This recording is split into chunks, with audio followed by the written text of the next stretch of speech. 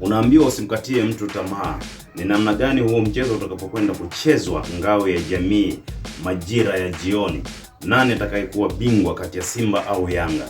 Nani atamfunga mwenzake? Huku Yanga wakaendelea kujitanabaisha kwamba wakaendelea kuhanikiza na kuita kwamba da mayo wangu mai huyu asumbui huyu wapindui. Je, na Simba wataenda kinyonge kama siku zote jinsi wanavyoenda? Na mnajua kwamba ni namna gani huo mchezo unapokuwa na pressure kubwa, na mwamuzi wakati kama mnavyomjua Arajige hajawahi kukoseaga kabisa. Njoo kwenye comment niambie nini leo Arajige atakachokifanya dhidi ya mpinzani wake, ambaye kulikuwa na malalamiko mengi sana. Simba wakaendelea kulalamika na kuhanikiza kwamba huyu referee hawamtaki. Njoo kwenye comment, embo niambie kwamba ni nini Simba watafanya. Je, watakataa uteja kwa Yanga au Yanga ataendeleza ubabe wake kwamba kama wanavyoita mashabiki kwamba huyu ni mai wetu?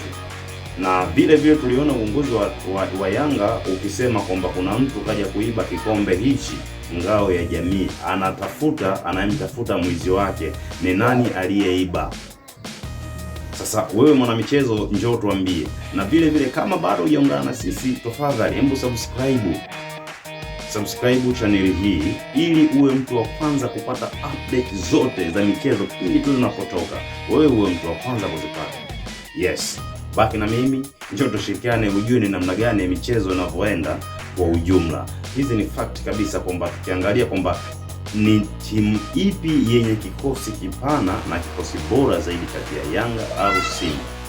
Mashabiki wanahanikiza kwamba wao wanajikuta kwamba ni bora kuliko huyu, na huyu anasema kwamba mimi ni bora na kikosi kipana na wachezaji wazuri. Wachezaji wangu watafanya maajabu kutokana na tumeona profile ya wachezaji kina Peter Shaurire, kina Selemani Mwalimu, yani wako wengi, Okelo. Bahati mbaya Pacome Zouzoua hatakuwepo katika sehemu ya mchezo, hata kwenye usajili wake Pacome hayakuwako. Hii ni nini? Inaenda kuanikiza vipi kwamba wale wasumbufu wote? Unajua kabisa kwamba Selemani Mwalimu ataenda kuchukua nafasi ya Mzinze bado hajakuwa recovered kabisa, kwamba kutokana na majeruhi aliyopata msimu uliopita kuja msimu huu mpya.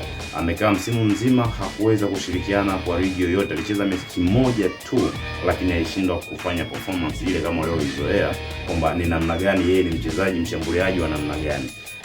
Vile vile tunaenda kwenda kuiona kwa Simba. Je, Simba imeathirika kwa upana zaidi kwamba kuchukuliwa Selemani Mwalimu? Mimi naweza nikasema ni no.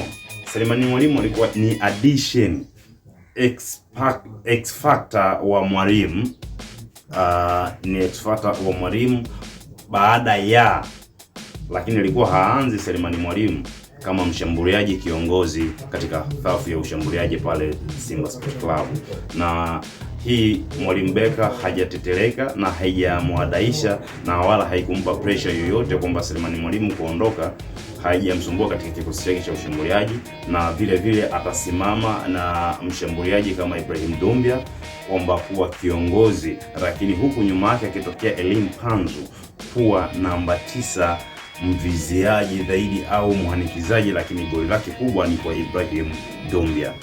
Nini tufanye kwamba, na vile vile tunaona kwamba Simba haijabomoa sana kikosi kikubwa sawa, kwamba Yanga tunaona wana profile kubwa ya wachezaji wao, na vile vile bado kwamba huyu Mankoba ni bado mgeni. Mwalimu gani atakao ni mwalimu kwamba bado hajajua kuwa na hao wachezaji kwamba kuitengeneza ile link up ili wachezaji waweze kukua kwa pamoja zaidi ili waweze kufanya kitu kizuri zaidi.